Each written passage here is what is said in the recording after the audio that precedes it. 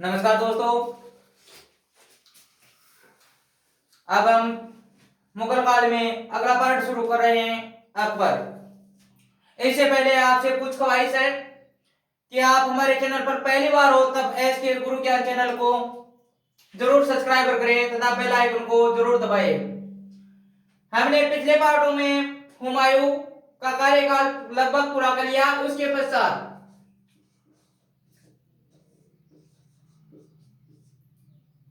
एक आता है निजाम सिक्का।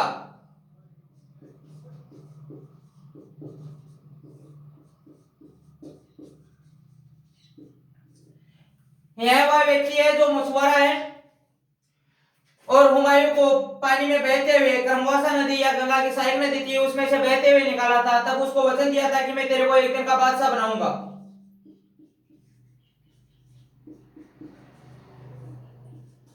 कितने दिन का? एक दिन का बादशाह बनाता है।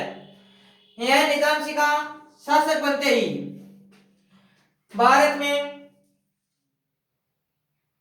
चमड़े के सिक्के चालू करवाता है, क्योंकि यह चमड़े का कारोबार था इसके पास में फुल और चमड़े की कोई कमी नहीं थी। इस कारण पहली बार यह चमड़े का सिक्का जारी करता है निजाम सिंह तथा भारत में मिट्टी के बर्तन बोलता है कि आज के बाद में संपूर्ण भारत में मिट्टी के बर्तन ही लागू होंगे। कोई भी व्यक्ति स्टील या लोहे के बर्तनों में कुछ नहीं गिरेगा। और बोलता है कि आज के बाद में सोने या चांदी के सिक्के नहीं चलेंगे, केवल चमड़े के सिक्के चलेंगे। दोस्तों, यह निजाम सिक्का इतना उल्लास में भर जाता है कि महज राज्याभिषेक के 8 घंटे पश्चात ही मृत्यु को प्राप्त होता है। कारण यही था कि इसको हार्ट अटैक का दर्द आ गया था और हार्ट अटैक ने इसको ले बैठा। इसके पश्चात आता है आगे हुमायूं का बेटा अकबर।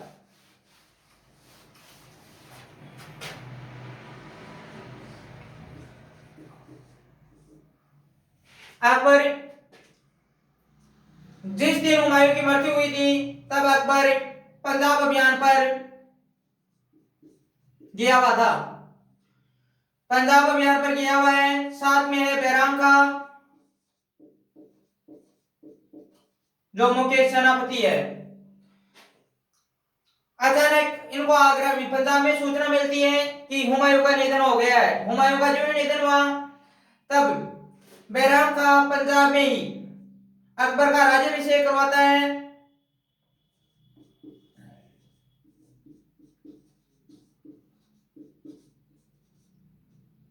पंजाब में ही राज्याभिषेक करवाता है कलानौर गुरदासपुर नामक स्थान पर।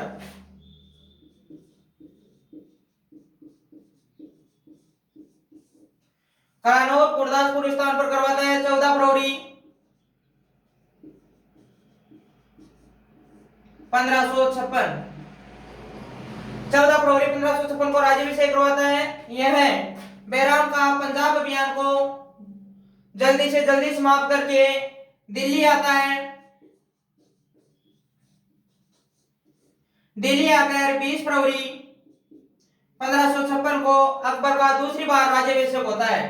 अकबर एक ऐसा व्यक्ति है जिसका 2 बार राज्याभिषेक हुआ था।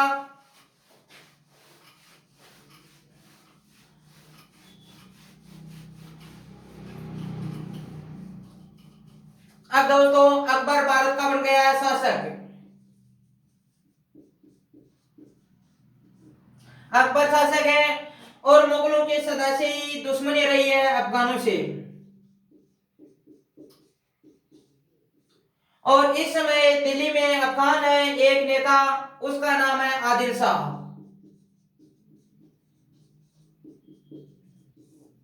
अफगान है, उसका नाम है आदिल शाह। आदिल शाह का एक सेनापति है, उसका नाम है हेमू। हेमू को पता चलता है कि भारत का जो नया शासक बना है वह लगभग 13-14 वर्ष का एक बच्चा है। लेकिन उसको पता नहीं था कि वह तो बच्चा है, लेकिन उसके पास में एक तोप है, बैराम खां। हेमू अपने आप को दिल्ली का सुल्तान घोषित कर देता है। इस बात का पता चलता है बैराम खां को और बैराम खां अकबर को साथ में लेता है दोनों को आते हैं हेमू के पास में, और आकर हेमू को बोलते हैं कि क्या तू दुनिया की तकलीफ मेट सकता है। तब हेमू बोलता है कि हाँ मेटता हूँ। जनक बैराम का बोलता है कि मेरे भी एक दिक्कत है, मेटना है तेरे को। कहा बोलो क्या दिक्कत है। तब बैराम का और अकबर दोनों इस पर हावी होते हैं और हेमू को मार देते हैं। हेमू अंतिम हिंदू शासक था जिसने विक्रमादित्य की उपाधि धारण की थी।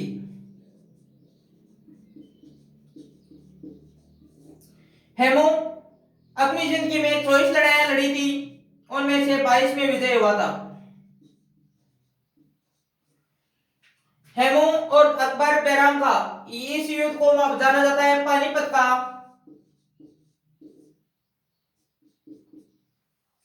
का द्वितीय युद्ध 5 नवंबर 1556। यह युद्ध इन दोनों के बीच में होता है। युद्ध होने के पश्चात यह मारा जाता है हेमू।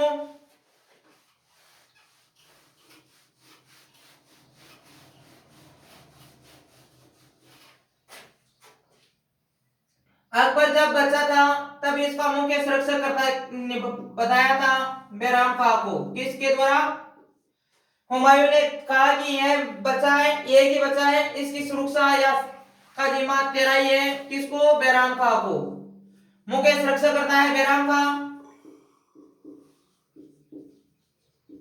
और दोस्तों यो बैराम खां शिया था,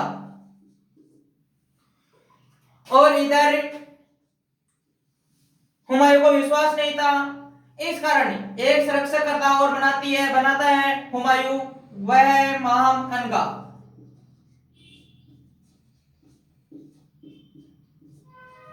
एक औरत है महाम अनगा, यह सुन्नी थी। दोस्तों शिया और सुन्नी इस्लाम धर्म में दो है, बंटवारा किया गया है। जिस तरह हमारे धर्म में, हिंदू धर्म में है जो शैव और वैष्णव, उसी तरह इस्लाम धर्म में भी शिया और सुन्नी है। यह महामन का और इधर बैराम का। अब दोनों सोच रहे हैं कि मेरी किसकी। बैराम का सोच रहा है कि मेरी सबसे ज्यादा अकबर के पास में चले, और इधर महामन का सोच रहे हैं कि मेरी अकबर के पास में ज्यादा चले। लेकिन हमारे को भी पता है कि बैराम खां का अनुभवी व्यक्ति था। सबसे ज्यादा बैराम खां की चल रही थी अकबर के पास में, और इधर महामन का बोल रही है कि मेरी चले। यह जी तोड़ कोशिश कर रही है रात और दिन, लेकिन महामन अनका की एक ही नहीं चलती है। नहीं चलने के कारण महामन का परेशान होती है और सोचती है कि ऐसा हथियार बनाऊं और अकबर उसके पीछे रहे। तो यह एक हथियार बनाती है। अपनी पुत्री थी जीजी बानो। महामनका की एक छोरी जीजी बानो, और महामनका भी बच्ची बोल रही है कि बेटा ये काम कर, किसी भी हाल में मेरे को, किसी भी हाल में अकबर को किसी भी हाल में सेट करो, ताकि वह हमारे हर बात को माने। तो जीजी बानो भी बोलती है कि माता टेंशन ही ना ले, यहाँ का कमाने तो मैं बेस्ट हूं। अभी जीजी बानो क्या सोचती है कि जीजी बानो अलग अलग दिन और अलग अलग पोशाक पहन के जाती है अकबर के दरबार में। किसके पास में जा रही है दोस्तों। अकबर के दरबार में। जीजी बानो को तो माता की इजाजत थी कि किसी भी हाल में आपको अकबर को सेट करना है, और जीजी बानो अपने दृढ़ निश्चय पर टिकी हुई है। यह दिन में 20 राउंड देती है अकबर के दरबार में जाती है। अब आपको ही पता है दोस्तों, ऐसी चीज आकर्षित करने वाली हो तब तो सभी लोगों की इच्छा होती है कि ये एक बार तो हम भी देखें। जीजी बानो एक दिन बहुत ही अच्छी ड्रेस पहन कर दरबार में एंट्री होती है, अर्थात अकबर के पास से गुजरती है। तभी अकबर का दिमाग खराब हो जाता है और खड़ा होता है और इसके पास में जाने की कोशिश करता है। तभी यह दुश्मन उसके पास में बैठा था। कौन। बैराम का।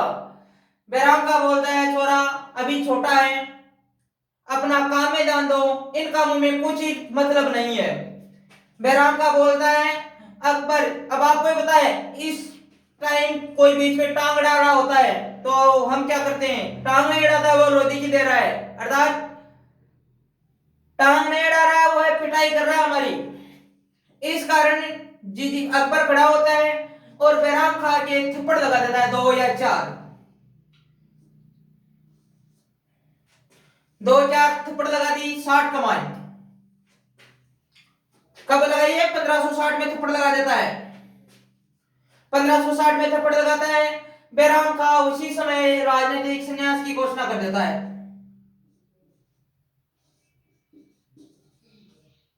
राजनीतिक संन्यास साफ मना कर देता है कि मैं तो आज तेरा दरबार में रहूं या कल रहूं, बिल्कुल मना कर देता है। मना करने के पश्चात अब देखो अकबर के प्रभाव में कौन है? जीजी बानो। और जीजी बानो की सबसे ज्यादा चल रही है क्योंकि बैराम खां तो चला गया है घर छोड़कर, अर्थात अपने मकानों पे चला गया है। यह महामंगा और अकबर, फिर तीसरी है शक्ति है जीजी बानो, और जीजी बानो की चल रही है सारी। जीजी बानो की चल रही है 1560 में, यह राजनीतिक संन्यास ले लेता है। इसके पश्चात में यह रहता है जीजी बानो के प्रभाव में, और उस प्रभाव को बोलते हैं पेटीकोट का शासन। दोस्तों पेटीकोट का पता है? पेटीकोट बोले घाघरो, और घाघरा का प्रकरण रियो अकबर 2 साल तक। कितने साल तक गया? घाघरा का प्रकरण 2 साल तक रियो अकबर 1562 में, और 1 लाख धर्म की स्त्रियों के बीच में।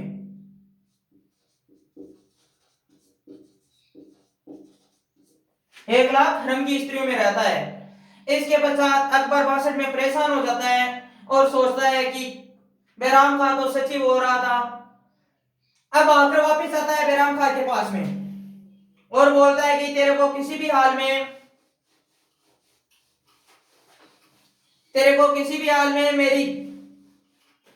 मेरे पास में आना पड़ेगा। लेकिन बैराम खां बिल्कुल साफ मना कर देता है कि मैं तेरे नहीं तो दरबार में सेवा दूंगा। मैंने उसी वक्त राजनीतिक संन्यास ले लिया था। फिर यह बोलता है कि मेरे को माफ करो, कि तूने माफ नहीं किया मेरे को। तब कहता है मैंने तो उसी वक्त तेरे को माफ कर दिया था। बैराम खां बोल रहा है कि मैंने तो तेरे को उसी वक्त माफ कर दिया था। क्यों? कि अगर मेरे ही मन में पाप होता तो तेरा काम मैं वहीं तमाम कर देता, क्या जरूरत थी? कौन छुटाने वाला था तेरे को? तब बोलता है कि मैं ऐसे नहीं समझूंगा कि तूने मेरे को माफ कर दिया है। तब बोलता है कि तेरे को मैं मेरे पास में चाल और एक वजीर का पद दूंगा। वजीर बनना ही पड़ेगा मेरे पास में। वजीर का मतलब है दोस्तों पीएम। तब इसने फिर मना कर दिया, क्यों नहीं मैं जाऊंगा। तो फिर बोलता है कि चंदेरी का स्वतंत्र शासक बन जा। किसका दे रहा है? चंदेरी का स्वतंत्र शासक बना रहा है, लेकिन फिर भी मना कर देता है। फिर एक शर्त और रखता है कि मेरे को पता नहीं कैसे भेजा और मक्का मदीना की यात्रा करके आप मेरे खर्चे पर।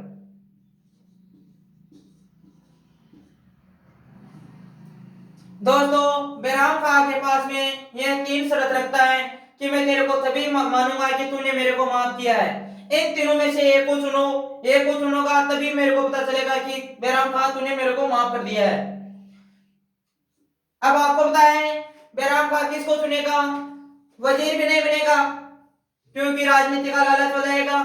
स्वतंत्र शासक बनेगा तभी राजनीति का लालच आ जाएगा कि पहली वर्ष को। अब यह चुनता है मक्का मदीना की यात्रा।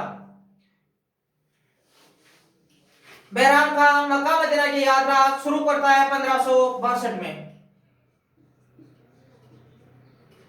1562 में शुरू करता है मक्का मदीना की यात्रा, और यह गुजरात के पाटन नामक स्थान पर। पहले दोस्तों प्लेन तो थी नहीं और नावों से जाना पड़ता था। इस कारण बैराम खां आता है गुजरात, और गुजरात से समुद्री नाव में बैठकर मक्का मदीना की यात्रा करने के लिए सऊदी अरब जा रहा है। गुजरात के पाटन नामक स्थान पर एक मुबारक खान नाम का व्यक्ति था।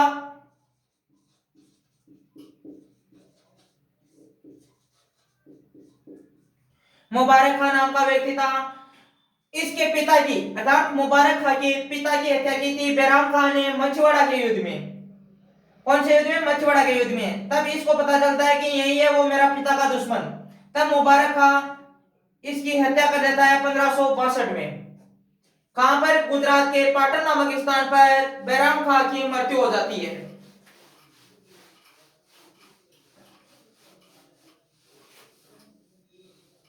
बैराम खां की मृत्यु का समाचार जो ही आगरा पहुंचता है, बैराम खां की मृत्यु का समाचार जो ही आगरा पहुंचता है, तभी अकबर जाता है। बैराम खां की पत्नी थी सलीमा बेगम।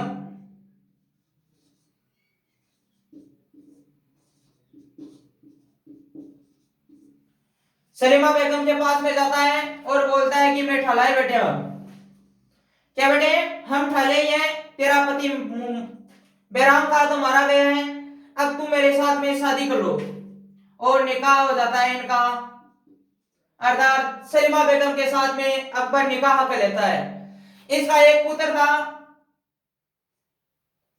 उसका एक पुत्र था, वह पुत्र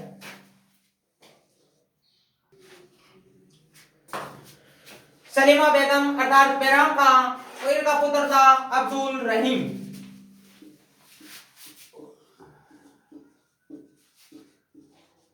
इसको खान खाना की उपाधि देता है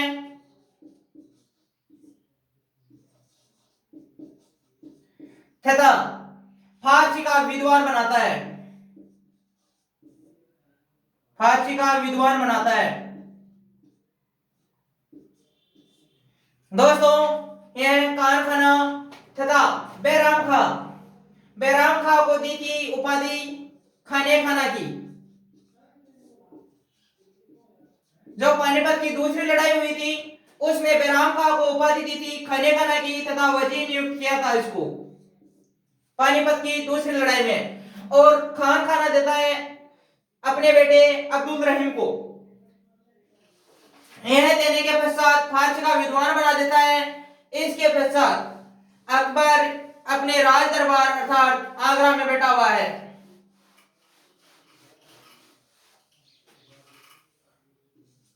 अकबर आगरा में बैठा हुआ है और आगरा में सोच रहा है कि हम कोई यात्रा करें, अर्थात टूर पर जाने की सोच रहे हैं, टूर पर जाने की सोच रहा है। इधर इसके दिमाग में एक ही चीज चल रही है 5 या 10 दिनों से कि हम इतने बड़े शासक हैं, कैसे भी जाएं, कहीं पर घूम के आ रहे हैं। तो यह कभी तो सोचता है कुल्लू जाऊं, कभी सोचता है मनाली जाऊं, लेकिन कहीं की निश्चित नहीं कर पा रहा है कि मैं कहां जाऊं। और इसी समय अकबर के सपने में हमारे अजमेर के ख्वाजा साहब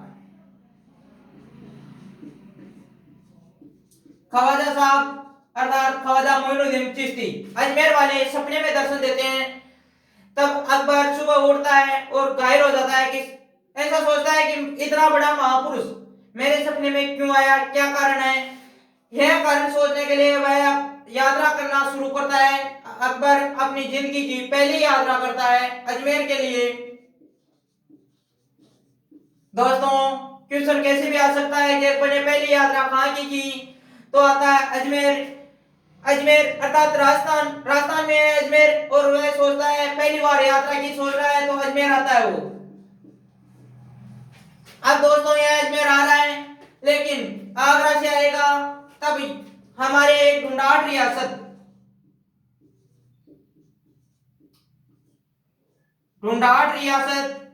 अर्थात जयपुर या आमेर आकर फिर अजमेर जाएगा। तब यहाँ का एक राजा था भारमल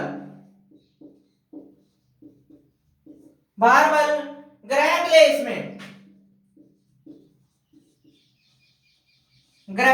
में पिटा हुआ था, अर्थात ग्रह क्लेश था इसके घर में। और यह ऐसा सोच रहा था कि मेरे को कोई मोटी शक्ति प्राप्त हो। क्या सोच रहा है कि मेरे को कोई मोटी शक्ति प्राप्त हो जिससे मैं यह ग्रह क्लेश से समाधान कर सकूं। अब इसको बारमल को सूचना मिलती है कि अकबर आ रहा है अजमेर की यात्रा के लिए और हमारी रियासत से होकर गुजरेगा, तब हम उसी से देता या स्वीकार कर लेंगे। तब यह बारमल अपने सैनिकों को बुलाता है और बोलता है कि सैनिकों, अकबर आ रहा है और उसी को किसी भी हाल में हम लोगों को पकड़ना है, अर्थात यहाँ पे रुकना है, उसका आदर सत्कार करेंगे। तब सैनिक बोलते हैं कि महाराज अकबर तो आकर चले गए हो, अर्थात अजमेर की तरफ चला गया है। तब बारमल पीछा करता है सैनिकों के साथ में और अकबर के पास में पहुंच जाता है। दोनों की मुलाकात होती है दोस्तों सांबर में। दोस्तों दोनों की मुलाकात हो गई है सांबर में। सांबर हमारे जयपुर रियासत में है अभी, और पहले भी सांबर इसी में था। सांबर में दोनों की मुलाकात होती है। अब बारमल को पता नहीं था कि अकबर कौन सा है। अकबर की उम्र देखो कितनी है, कोई ज्यादा उम्र नहीं है, 62। सांबर में मुलाकात होती है तब 1562 ईस्वी की बात है, और ये इसका जन्म हुआ था 1542 में। तब बारमल की एक पुत्री थी। सांबर में दोनों की मुलाकात होती है।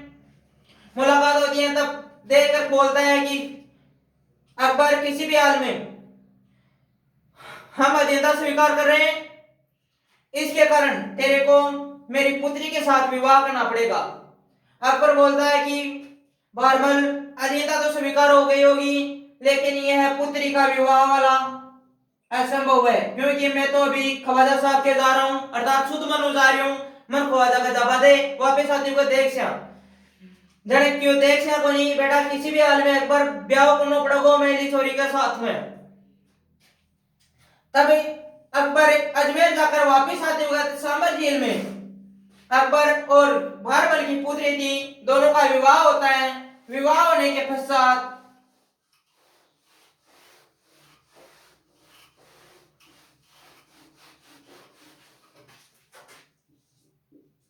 दोस्तों अकबर और बारमल की पुत्री थी, उस पुत्री का विवाह हम अगले पार्ट में देखेंगे क्योंकि समय का अभाव है। लेकिन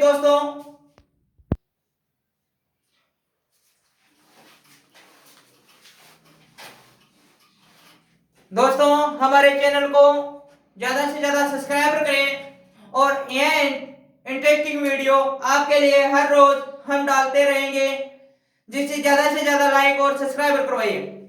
ठीक है दोस्तों, धन्यवाद।